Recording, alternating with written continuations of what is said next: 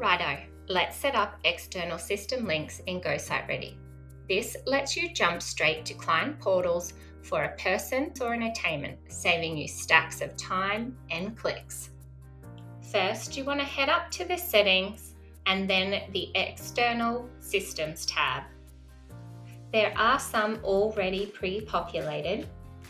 Add additional external system types by hitting the plus button.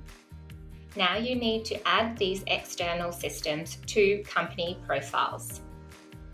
With the company profile, head to the External Systems link tab. Choose the external link, then the worksite, and then the identifier if you know it, otherwise the URL. With that done, open the Assets profile, go to the External Links tab and follow the prompts to add their external system profile link. Once saved, it's a simple one-click action to open this profile in the external system. Streamline it even further by adding external system links for specific attainments.